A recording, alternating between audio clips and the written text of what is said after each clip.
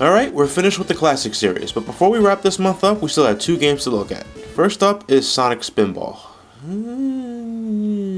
Yeah. Sonic Spinball is a pinball game, no duh. If you ever played pinball before, then you should immediately know how it works. If you don't, stop watching this because you're probably way too young to be watching my videos. Sonic himself is the pinball, but unlike your traditional pinball game, you can actually influence Sonic's direction in mid-air, giving you a slight edge over where Sonic goes. There's a total of 4 stages: Toxic Caves, Lava Powerhouse, The Machine, and Showdown. Your ultimate goal in each stage is to collect all the Chaos Emeralds, which are all colored blue for some reason in this game, and to defeat the boss at the end.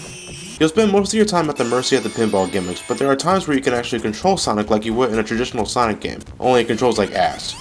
Big time. But even so, these sections only last a few seconds most of the time, so you'll most likely just spin dash your way back to the pinball gimmick. The music is great.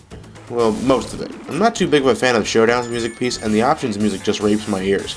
But everything else is incredibly catchy and is definitely worthy enough to be deemed Sonic music. This is also the only game in which characters from the Adventures of Sonic the Hedgehog cartoon and Sat AM make an appearance. Yeah, it's only for a few seconds, but I thought it was worth mentioning.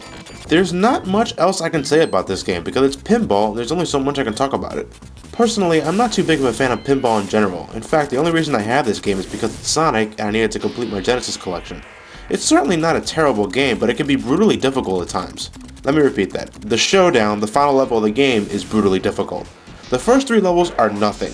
They can be long, and it can be a bit heavy on the luck department, but in terms of overall challenge, there really isn't any. This level, however, is just plain shit. I can never get past the first section without either dying or the stage completely screwing me over. I mean, yeah, it's the final stage. It should be challenging, but the difficulty spike in this stage is just staggering. Just imagine strolling on a bicycle and then suddenly a brick wall materializes in front of your face. That's what Showdown is. However, shitty final stage aside, if you're a fan of Sonic the Hedgehog and you happen to be a fan of pinball, then you know what? Pick this game up. You'll probably really enjoy it. If you're just a pinball fan, then use caution.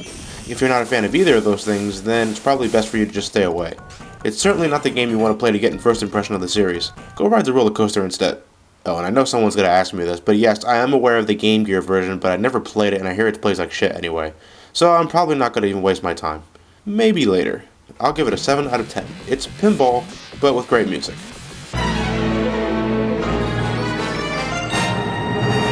Next time on Sonic the Hedgehog, Sonic goes off to the 3rd dimension without it actually being the 3rd dimension to save a bunch of birds.